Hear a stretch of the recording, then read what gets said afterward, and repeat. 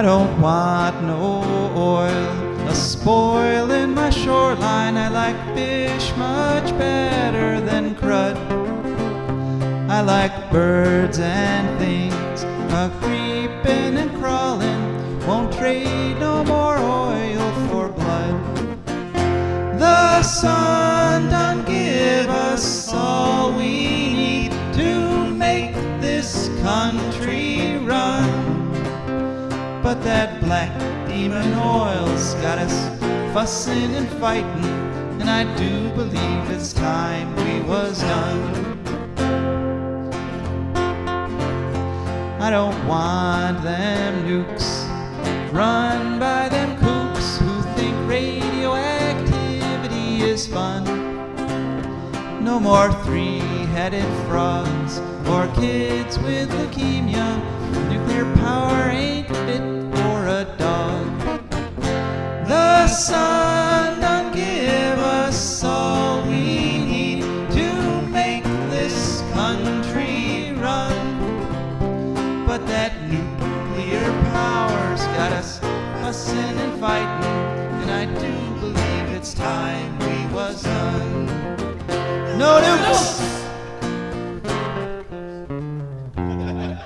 Good morning, Toledo. Good afternoon, Columbus. Good evening, Bowling Green. And hello to those of you listening on the internet or Pacifica radio stations, wherever and whenever you are. My name is Joe DeMare, and you have had the fantastic good fortune to have tuned into For a Green Future. For a Green Future is a program where we talk about ecology and the environment, and we talk about it in the ways that it affects you, your wealth, your health, and your happiness, the wealth and health and happiness of your friends and families, your coworkers, and the corn in the fields, and the corn borer caterpillars, and the ladybugs, toads, and barn swallows that eat those corn borer caterpillars, and the falcons that eat the barn swallows, and pretty much everything and everybody else, because like it or love it, we are all wrapped up together on this wonderful, tiny little planet called Earth. We've got a typically wonderful, nearly miraculous show for you today. We're just going to talk for the next 10 minutes or so. Then it'll be time for an interview with our good friend Diane from NIRS, Nuclear Information Resource Service. Right now, the Trump administration has a whole bunch of terrible proposals that would eliminate nuclear power plant safety rules, increase the amount of radiation that nuclear plants are allowed to put into the environment, and basically making it more profitable for corporations to give us humans more fatal cancers. Each of these proposals has an open comment window right now. At the bottom of the hour, we'll be thanking our wonderful patrons, without whom this show would be impossible. And then after that, we're going to hear from our usual co-host, Rebecca Wood. Rebecca is not in studio with us today. She's feeling a little poorly, but she's going to give us an interesting talk about ice that she's titled Ice, the Substance, the Myth, the Physical State. And then finally, it'll be ecological news from around the world, and that will be our show. This is a recorded program this week, but you can make your own contribution to the show by emailing joe@joedemar4agreenfuture.org or sending a text to 419-973-5841, and we'll read your contributions in next week's show. Speaking of that, on last week's show, we were talking about air conditioning and how our household tries to minimize our use of air conditioning by blowing all the hot air out of the house using fans in the cool pre-dawn hours. And then we close up the house tight once the sun rises. We got a text from a listener we assume is in Toledo who said, quotation marks, "Air conditioning? You have air conditioning? Lucky you." Yes, we are pretty lucky. We are grateful that we have air conditioning, but if you have it, it's easy to forget that many people don't. In fact, globally, only 38% of people have air conditioning.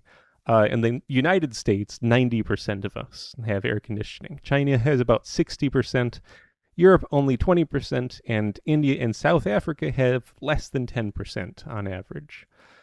Globally, the situation, of course, is that people living in the hottest and poorest parts of the world have some of the lowest levels of air conditioning available to them, typically around only 8%. And as we said last week, using air conditioning in general puts more CO2 into the air, especially in grids that rely heavily on coal and natural gas.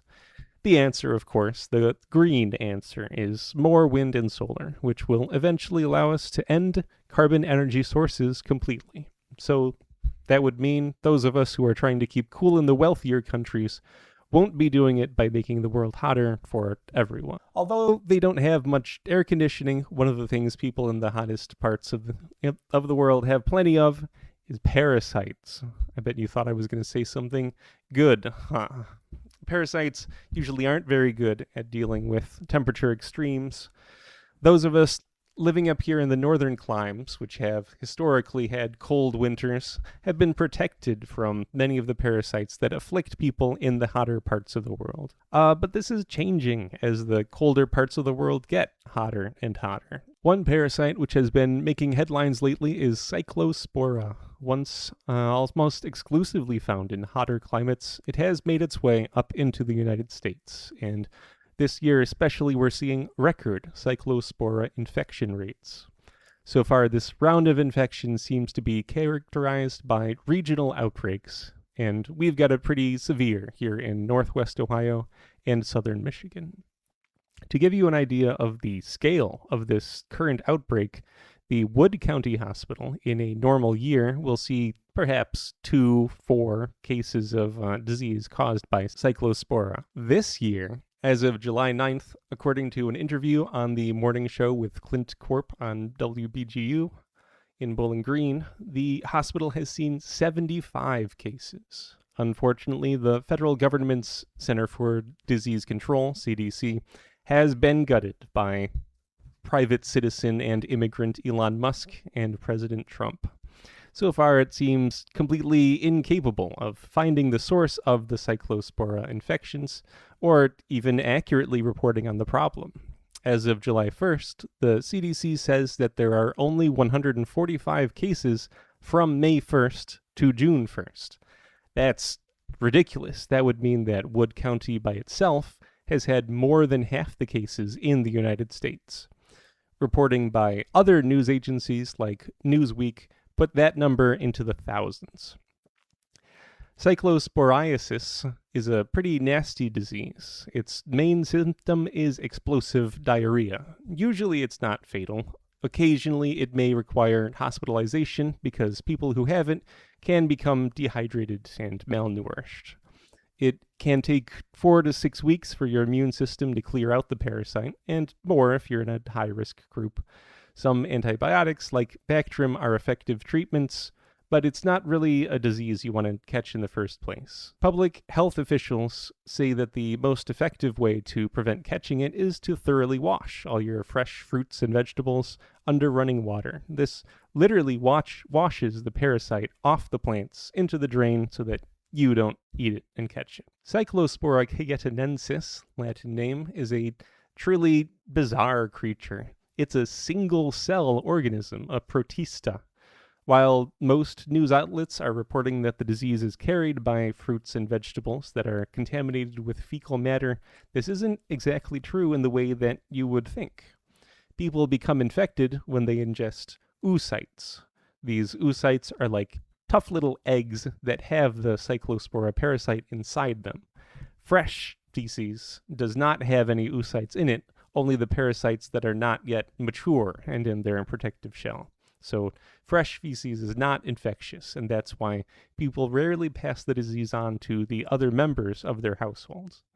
Here's the full life cycle of Cyclospora. After people ingest the oocytes, they pass through the stomach and small intestine and hatch in the large intestine. The freed Cyclospora then infect the epithelial cells inside the large intestine. There they multiply first by cloning themselves. At some point, they decide that there's enough of them to really expand their territory, so they divide up into male and female Cyclospora, again, single-celled organisms that then reproduce actually. And their presence into your intestinal tract is what causes the disease, cyclosporiasis. The fresh, young Cyclospora parasites make their way out into the world along with the main symptom, explosive diarrhea. Once they're out, it takes them 1 to 2 weeks to mature and form the protective shell around them that makes them into oocytes. We haven't been able to find any research that can tell us what these creatures are doing during their time out there on their own in the wild. Do they move about? Does anything else eat them, like amoeba? Do they eat anything from the environment while they're forming their oocyte? We're not sure. But after 2 weeks, they're safely packed in their little disease bundle, their oocyte, and ready to infect someone else. Researchers are at a loss to explain why Cyclospora seem to be becoming a bigger and bigger problem, although global warming would make the environment much more inviting for these little critters. We might also have had more information if the Trump administration wasn't so determined to fire all the scientists researching questions just like this one. We also have no idea how widespread the problem truly is right now because the CDC's laughable figure of 145 victims is so far below the actual number of cases that calling it an understatement is itself an understatement. News reports put the number in Michigan alone at over 1,200 cases. So far, abnormally large outbreaks have been reported in at least 17 states. It's possible that tens of thousands, perhaps approaching 100,000 people are sick right now. We just have no way of knowing. Parasites represent one of the ickiest aspects of ecology. The idea of organisms feeding off of other organisms while they're still alive triggers a sense of revulsion, in me anyway. But they seem to be both essential and inevitable. There's parasites in practically every measured ecosystem, every noted ecosystem. Some ecologists have actually wanted to classify parasites as predators who eat their prey in units of less than 1, but that's nowhere near as complex as the role they truly play. Parasites can act like predators. We reported a few years ago about how ticks, especially in the Northeast, are becoming such a severe problem for moose that just the large swarms of roaming ticks are actually killing huge adult moose. Predators often fall prey to parasites. Eating infected animals is a sure way to become infected yourself. And parasites themselves even often have parasites.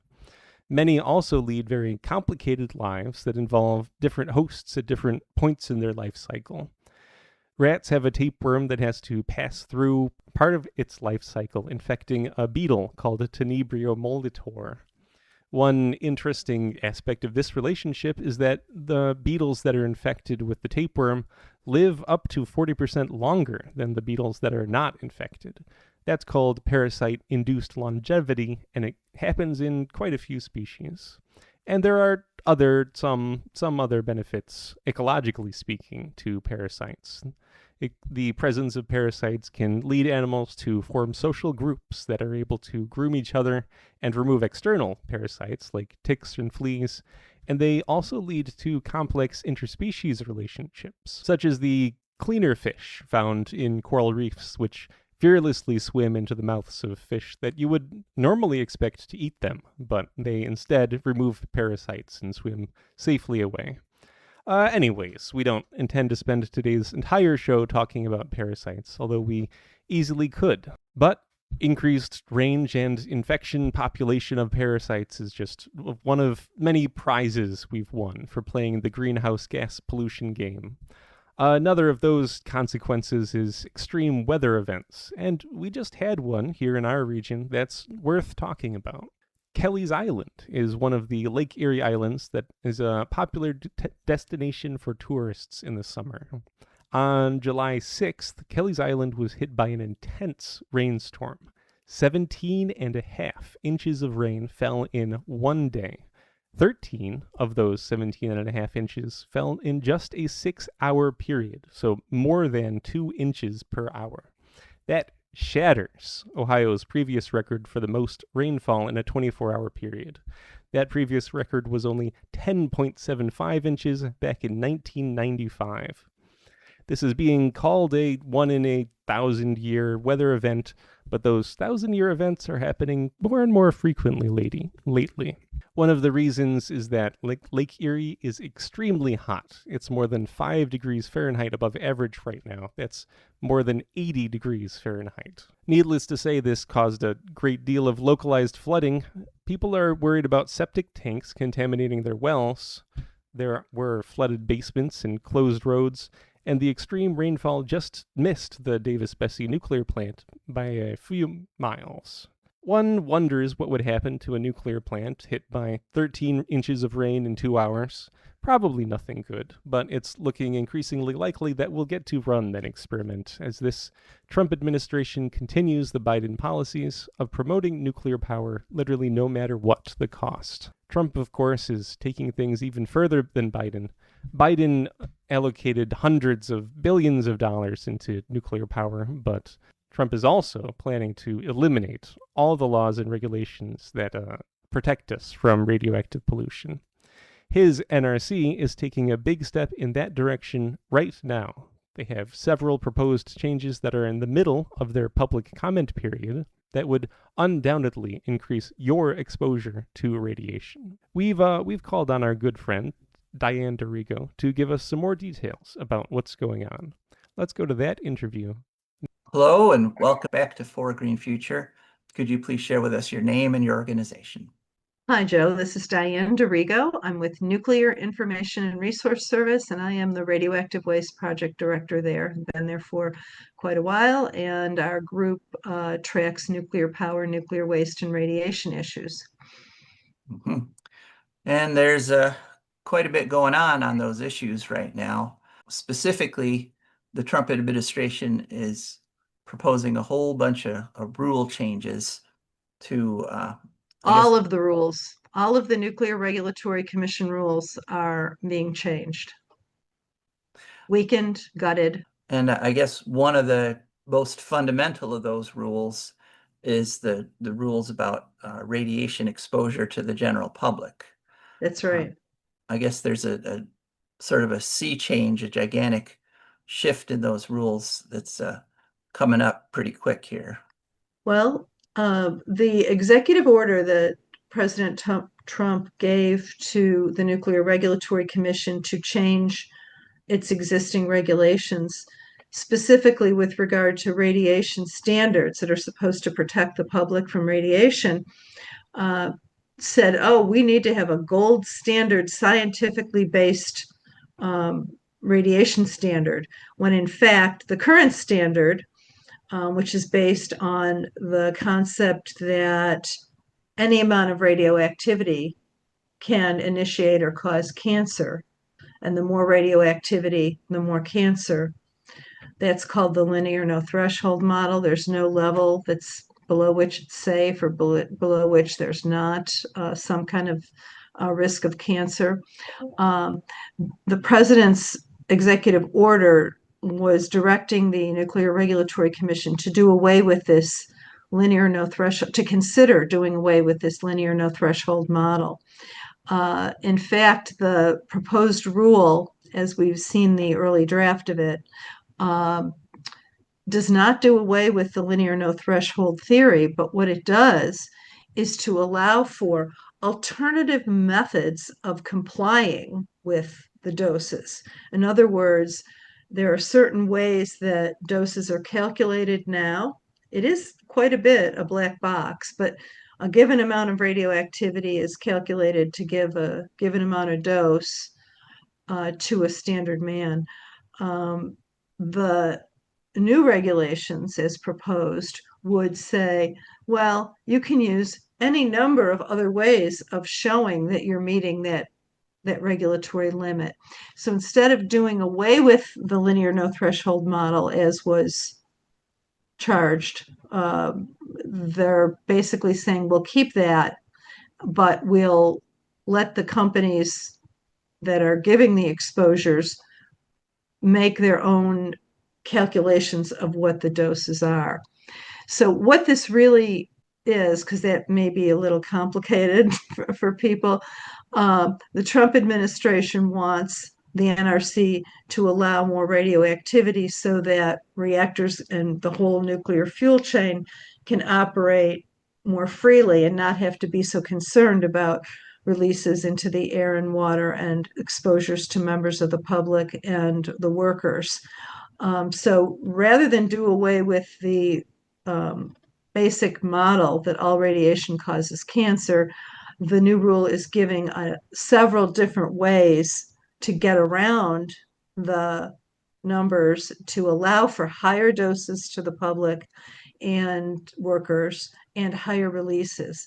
What they're doing is allowing the companies that run the reactors that would be giving the doses, that run the fuel, the facilities needed to make the fuel to run the reactors. It's allowing them to do their own calculations, and they've provided an appendix to the regulation which lists dozens of different possible studies that could be used to do independent calculations.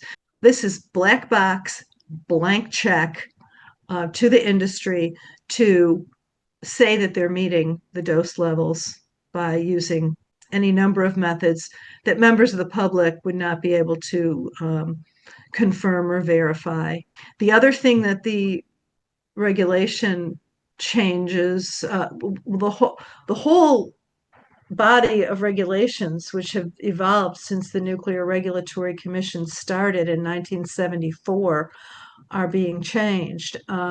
With regard to the radiation standards, as I said, the allowable doses to members of the public and to workers, the numbers are staying the same on the millirems the REMs that we can be exposed to, but how they calculate those numbers are changing.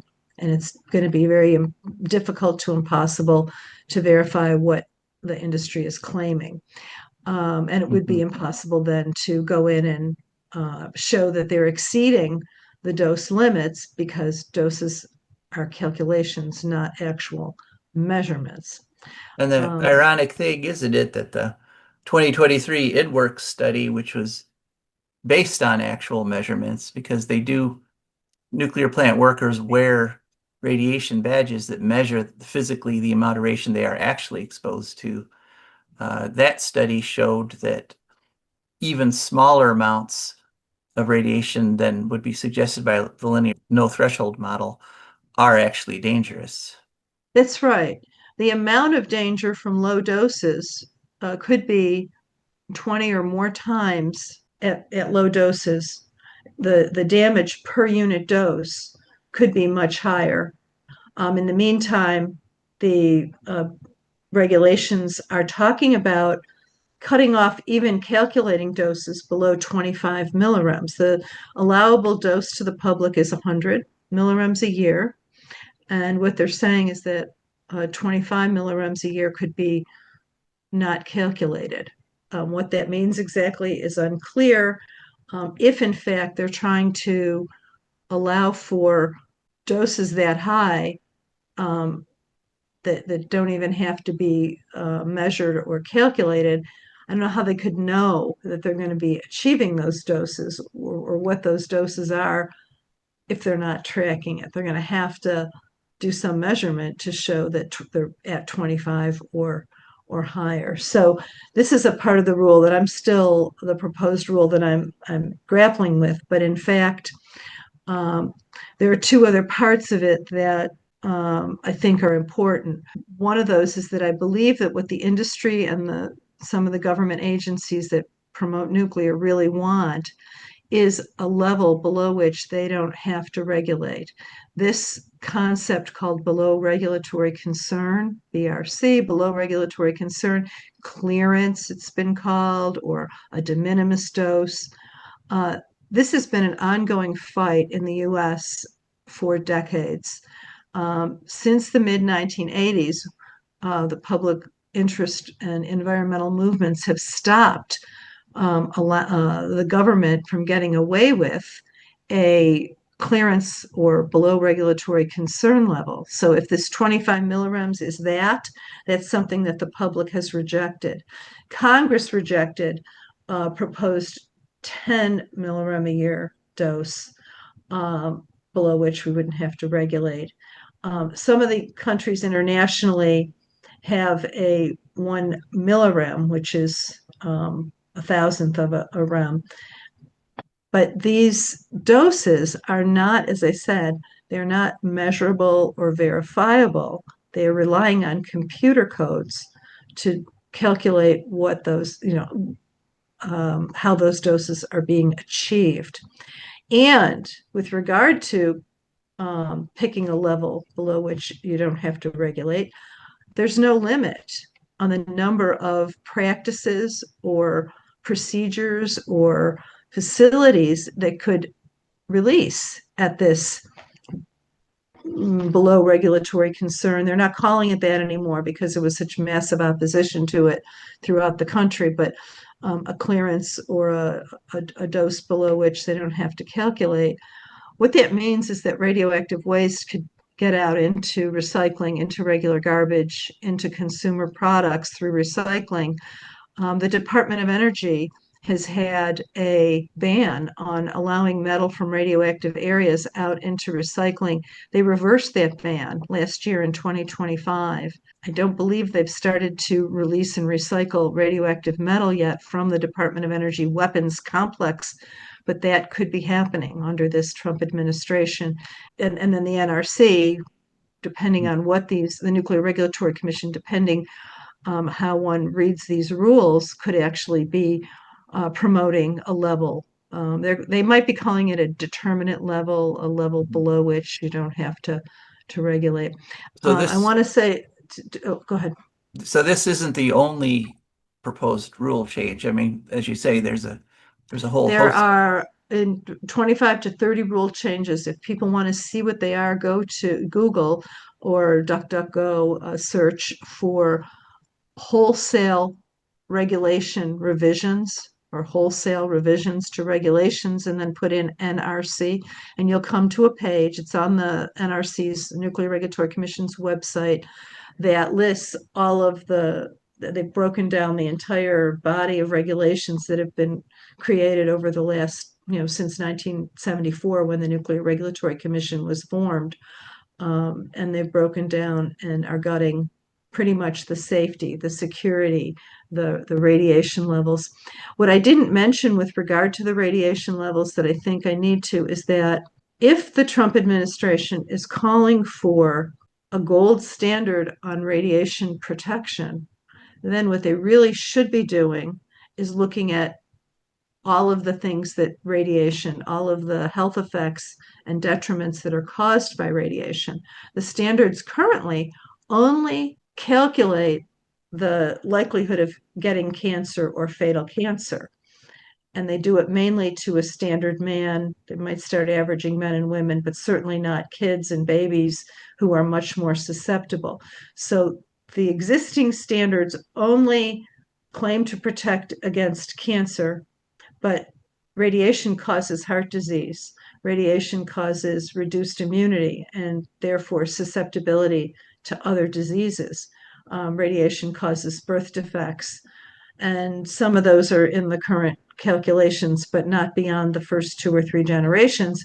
And damage to genetic material continues on as long as the germlines, the DNA continues. So if the administration wants to protect better, which is what we're calling for, then they need to add to the information and the stressors and the outcomes that result from radiation, and they should be protecting us against, or at least calculating the risks of radiation causing birth defects and heart disease and reduced immunity and potentially associations with dementia. So by us, you mean literally everyone and not just... I mean the public. And these standards also apply to the medical setting. There's a concept now that's called as low as reasonably achievable. So whatever the dose, they should keep it as low as possible because under the current standard, this current scientific system, which is continuing, increased radioactivity increases health risks. So by keeping the doses and the exposures as low as possible, we reduce the likelihood. This ALARA principle is being removed, and there is not an effort to keep the doses as low as possible. The Department of Energy, which operates independently of the Nuclear Regulatory Commission, rejected its as low as reasonably achievable ALARA principles in 2025. And the NRC has provisions in its regulations to do that here. Yeah, so I just wanted to get a quick comment from you on what's being plastered all over social media right now about these nuclear startups that have crowing about how they've got chain reactions going in these quote new nuclear reactors. What's your reaction to that? Well, President Trump wanted to have 3 or 4 nuclear reactors operating by July 4th, our 250th anniversary of our country. And that was not achieved. What was achieved were 3 different experimental laboratory processes that actually did form a chain reaction. That's when neutrons hit uranium atoms, they split, give off neutrons, make nuclear waste.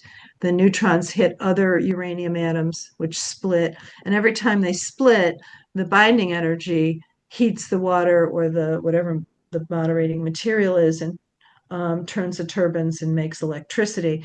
These experiments were nowhere near making any electricity, or they were simply doing the uranium atoms banging into each other and giving off neutrons and energy.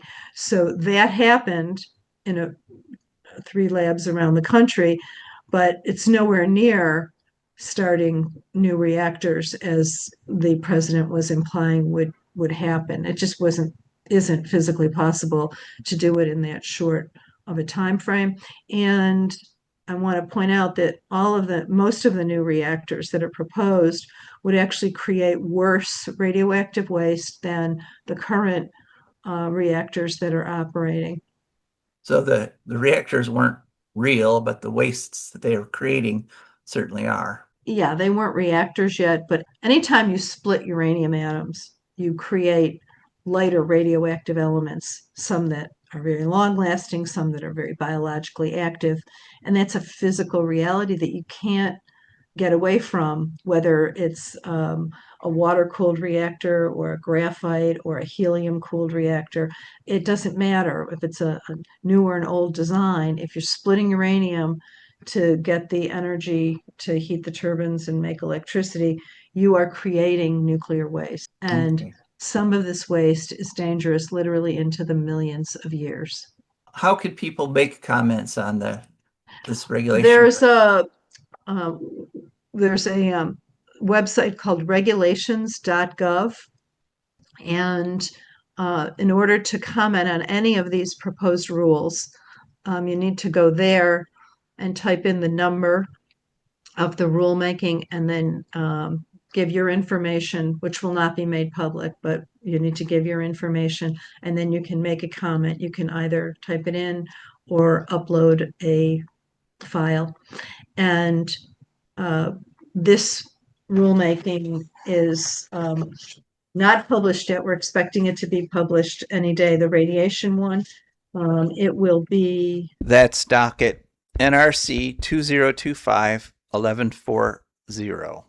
Reforming and modernizing NRC's radiation protection framework. And the other 2 rules right now, one of them would encourage reprocessing of nuclear waste, which makes it worse. And then there's one that allows for exempting radioactive materials, not regulating it as much as it's currently being regulated. And there's one that allows hotter radioactive waste to go in the unlined soil ditches that are used for so-called low-level radioactive waste burial. They could let some of what's now high and intermediate level waste go into those So across the board, there are weakenings of these rules. Well, thank you, Diane. You're welcome. Sorry to be the bearer of lousy news, but I do think we will be able to hold back some of these changes. And that was our interview with Diane DeRigo. Thank you so much for listening. Now it's time to thank our patrons. These are good people, and compassionate, intelligent, concerned about what the future holds, but hopeful that we can do something about it. It's pretty easy to become one of them. All they did was go to patreon.com. That's patreon.com. There they searched for a Green Future. Up popped our Patreon page. There are multiple levels of membership available, and they signed up for an amount they can afford. And now a little bit comes out of their accounts each month and comes over to us, and that's how we can afford to keep this show on the air. So thank you very much to our patrons. And one of the reasons that we are so grateful to our patrons is that their support allows us to bring you Rebecca Wood's interesting little environmental observations each week. This week, Rebecca is going to talk about ice, the good kind, the cool kind. Let's hear from her now. This week, we're coming up on National 7-Eleven Day on the 11th of this month. And of course, that made me think, what do we all love about that commercial institution? Whatever they call them, freezies or slushies or Slurpees or drinks with ice in them. They are the best. They are just the greatest thing in the whole world. And also, I've been thinking about ice lately because it occurred to me that, like, I use a lot of obsolete sayings that are related to ice. Like, I told some poor girl that that cuts no ice with her. Like, this was an 18-year-old, She did not know what the hell I meant. Dollars to donuts. See how I am. But yeah, and then I thought, I don't know, they were talking about, people struggling with their air conditioners to stay alive, and I thought of that one saying they're always saying in the Laura Ingalls Wilder books again, in the Little House books. Everything evens up in this world. The rich get their ice in the summer, and the poor get theirs in the winter. So I thought I'd go talk about ice a little bit, So yeah, ice is basically water frozen into a solid state, as most of us I think probably know. It forms at below 0 degrees Celsius, 32 degrees Fahrenheit, or 273.15 Kelvin, I think, is what the giant K means. It occurs naturally on planets, also in Oort cloud objects, and as interstellar ice. Now, this interested me a great deal because I don't know what a lot of those things mean. I mean, you've heard the Oort cloud. It's in Star Wars, right? The Oort cloud, I think they mentioned it. So, I kind of knew about that. But, okay, the Oort cloud, it turns out, is a theorized cloud of billions of icy planetesimals surrounding the sun at 0.03 to 3.2 light years from it. No, I don't know if that's inside or outside the planets. Must be outside. I don't know. Or maybe it's closer to the sun. I have no idea. But yeah, it's not right around here anyway. And the reason they think that exists is because it replenishes comets. That's why we never run out of comets. It's because of this Oort cloud thingy. Interstellar ice, it turns out, is clouds of ice-coated dust. Just clouds of ice-coated dust just kind of floating around there with nothing else in sight. As you might have realized, ice has a lot of ecological benefits, which I think we may have sort of vaguely alluded to in the past. But for starters, it's a crucial thermal insulator and habitat for aquatic and marine ecosystems. I guess aquatic and maybe they're using aquatic to just mean fresh water. I don't know, because marine I think is anything with salt water. So when you say aquatic, I don't know. You got to if it's marine, just say marine. Anyway, it prevents water bodies from freezing solid, because like the top part is frozen, so the cold air can't get through and freeze more of it. It's also a breeding and a hunting platform for polar wildlife of various kinds, including polar bears, obviously. And this was interesting, and I had never heard of it. It supports microscopic food webs, ecosystems, and ecosystems found in brine channels in the polar ice caps, polar sea ice, apparently, and underbellies, like, sort of on the underside of the ice, and also in brine channels. What the heck are those, you ask, Becca? Well, that's what I said. So brine is a high concentration of salt in water. Basically, that's briny water is concentrated salt. Without as much liquid as regular seawater, even, I think. But yeah, brine channels are microscopic, interconnected networks of salty liquid within sea ice that don't freeze because of the salt. Yeah, I mean, it's the same principle. Too much ice, things don't freeze as well. Algae and tiny marine organisms are basically what lives in them. And the channels are formed by brine rejection as ice water freezes, because you got polar ice caps are made out of marine ice, made out of saltwater ice. And as it gets colder, it pushes out the salt, and it forms these concentrated channels that are not all salt, but a lot more salt than the regular channels.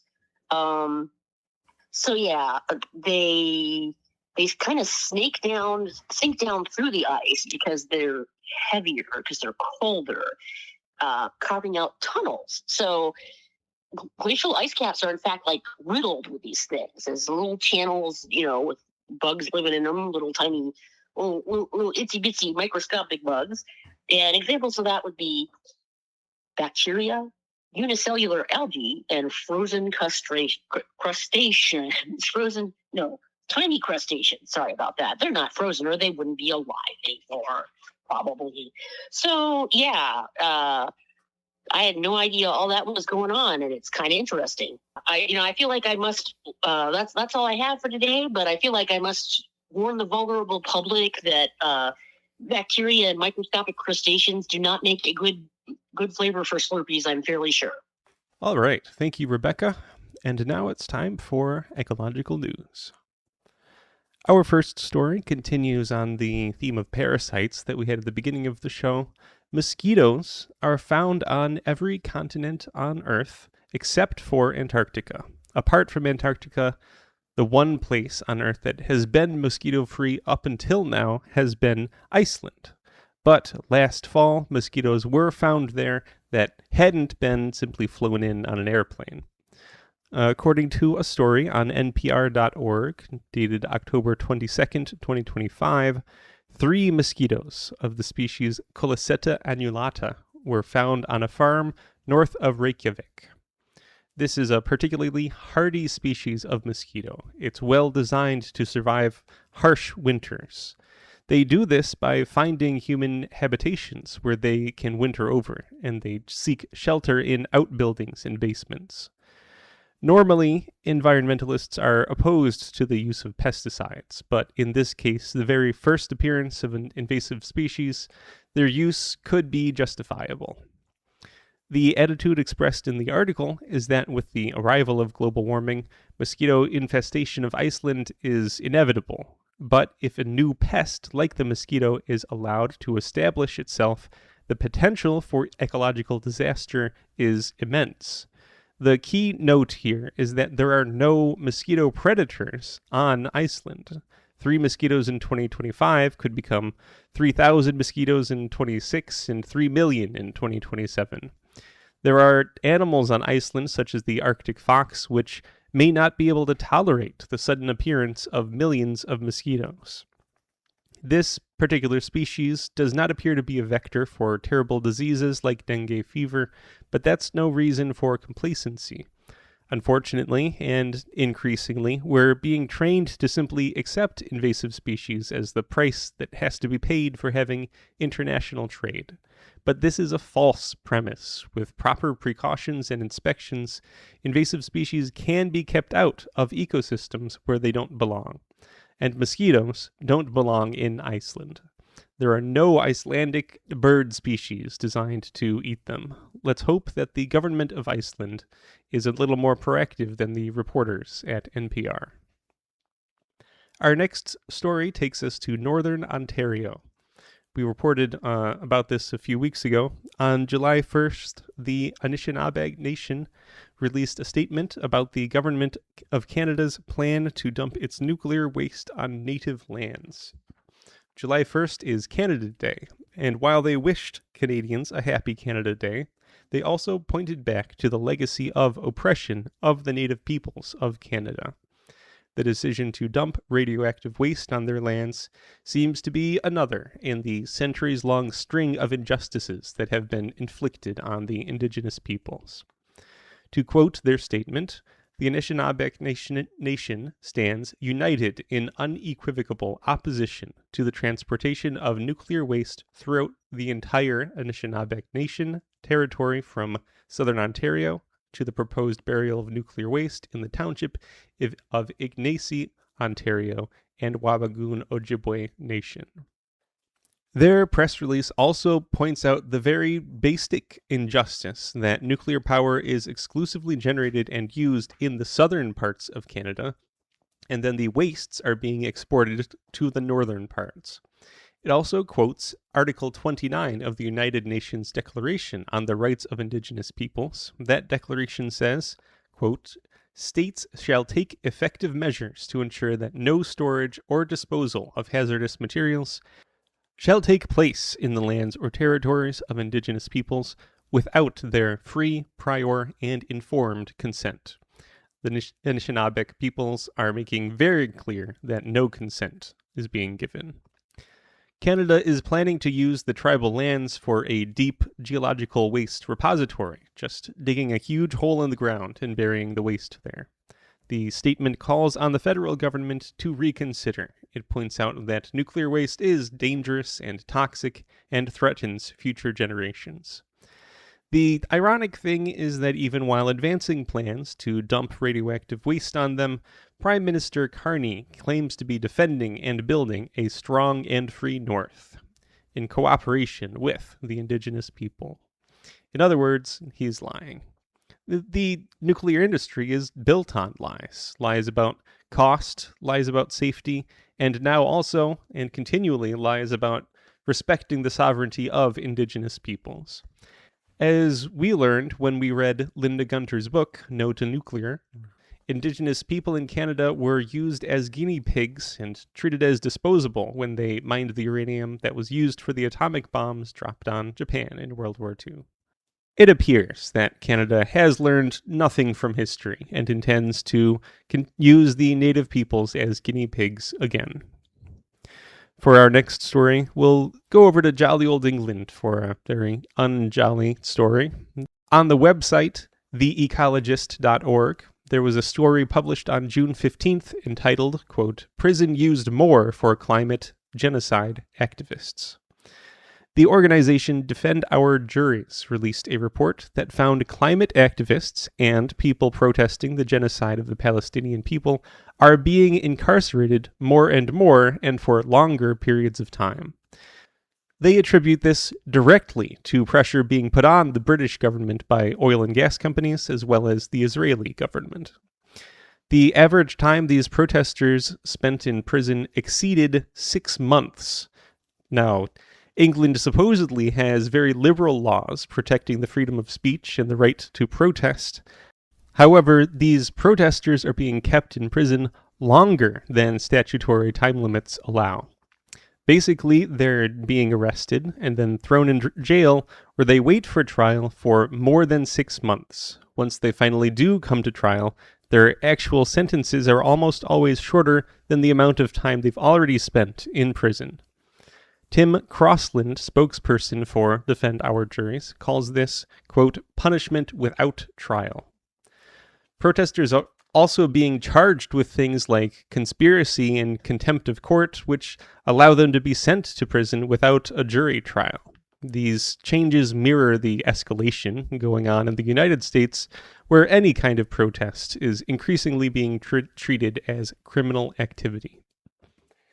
In other parts of the world, environmental activists actually face death, as documented by the organization Global Witness.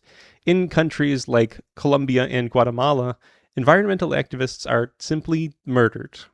Each September, they release a report on murdered environmentalists. The 2025 report documented the names of people who were killed in 2024.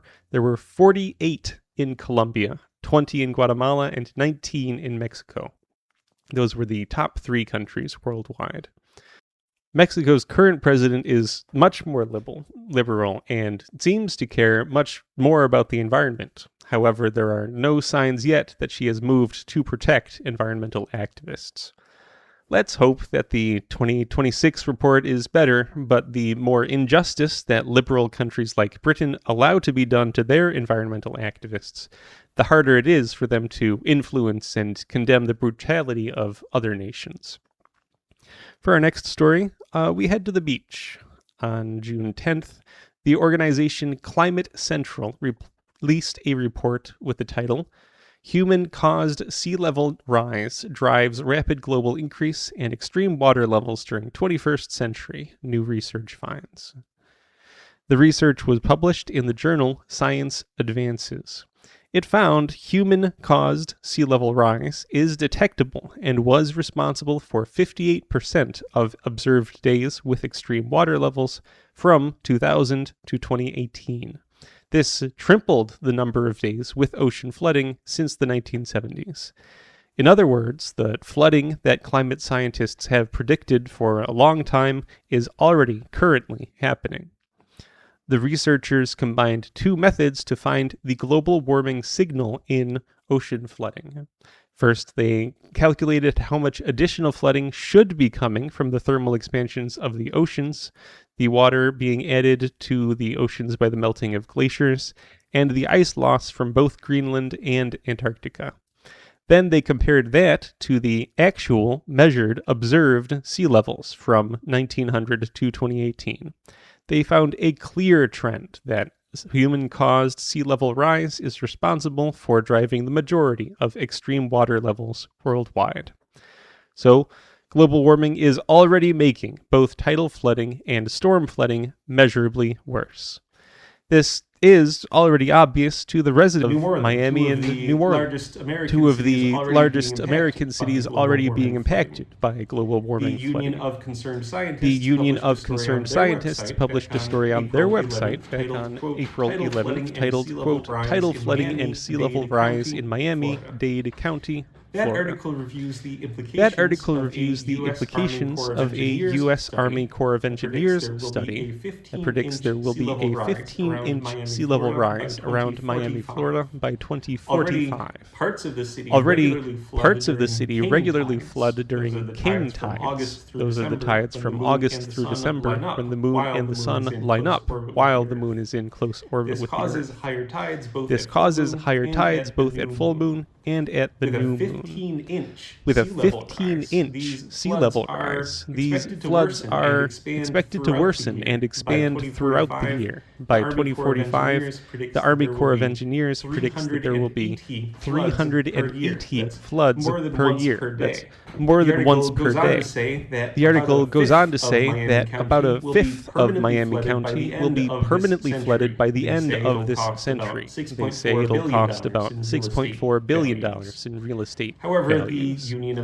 However, the Union of Concerned Scientists illogically calls this an opportunity to pursue greater resilience. This is a very unscientific attitude for the concerned scientists to take because we already have an example of a coastal city that has tried to engineer its way out of being wiped off the map by global sea level rise. That, of course, is the city of New Orleans, and that effort has been an absolute failure. An article in The Guardian on May 5th is titled, Point of No Return. New Orleans relocation must start now due to sea level, study finds. Basically, scientists published a study in the Nature Sustainability Journal that says New Orleans is already doomed and we need to abandon the city before some catastrophic event like a hurricane kills thousands of people. This has already happened within living memory. Hurricane Katrina killed thousands of New Orleans residents. According to the study, New Orleans is facing a 10 to 20 foot sea level rise. That rise is caused both by global warming and by subsidence. For almost 100 years, the oil and gas industry has been pumping methane and oil out from underneath New Orleans. This is causing the land to sink. At the same time, the wetlands that surround New Orleans and protect it from coastal flooding have been sinking into the ocean.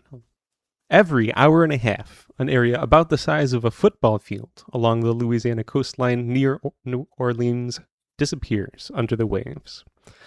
After Hurricane Katrina, over $15 billion have been spent on flood control measures. Dikes were made taller, diversion tunnels were dug, floodgates were built, but all of these measures are already being overwhelmed by the actual sea level rise. According to the projection of the researchers, if the sea level rise is 10 feet, the city of New Orleans will become an island. The city will be sitting below sea level and only being kept dry by constant pumping and dikes. If the sea level rise is 20 feet, period. So this coastal flooding was predicted to go alongside global warming. We can see it physically happening in places like Miami and New Orleans, but it is still the official position of the current United States government that there's no such thing as global warming. Talk of resilience at this point is folly. Humanity needs to stop putting carbon in the air no matter what the government says. And according to the authors of the study about New Orleans, abandoning areas of the coast that are doomed. So for our next story, let's flee those doomed beaches and retreat for the mountains. We're off to beautiful Switzerland. A company called Sunways has completed a successful trial of mounting solar panels in between railroad tracks. The initial trial was 300 yards long and over the course of a year produced about 16,000 kilowatt hours of electricity. That's about the amount of power used by an all-electric house that uses electricity for heating and cooling as well as lighting and other appliances. The trial was so successful that Switzerland will be installing more panels along other rail lines. Italy is also planning to install railroad solar on many of its rail lines. The estimate is that by fully exploiting rail lines to install solar panels, Italy can meet more than 2% of its electricity needs. A couple of interesting aspects of railroad solar is that since these panels have to lay flat as opposed to being at the optimal angle for catching solar radiation, they lose about 10% of the power they could theoretically generate. However, this seems to be made up for by the trains passing over the panels being able to clean the panels of dust and debris. Much of the opposition to solar panels is based on the fact that they take up room. Many memes ask, why don't we install panels over just places like parking lots and rooftops? The answer, of course, is that we're going to need solar everywhere, but the immediate reason why we aren't starting with covering every roof and parking lot is largely economic. If you are a large-scale solar power developer, you need to have the maximum area of panels with the minimal amount of infrastructure and expense. Negotiating a single agreement with one farmer to cover a portion of their fields is much easier and less expensive than negotiating with thousands of people and businesses to put panels on all their roofs and parking lots. Every installation on an existing building is unique. It takes time, and often you have to build individualized structures to hold the panels to fit into each building's architecture. This is not to say it shouldn't be done. Locating solar panels on rooftops and parking lots has the added advantage of not needing additional infrastructure, like high-tension power lines to move the electricity from where it's being generated to where it's being used. But if we're to actually transition to a carbon-free future, we are also going to need solar farms. For the solar developers who need to bring solar online as quickly and cheaply as possible in order to make a profit, the choice between large versus small scale installations is clear. Of course, as we have reported on before, agrivoltaics allow you to continue farming on land that has solar panels installed. In that scenario, you do get the best of both worlds. Estimates are that if the United States were to just cover 2% of their existing farmland with solar, we could meet 100% of our energy need. We'll be back next week. This is Joe DeMare signing off.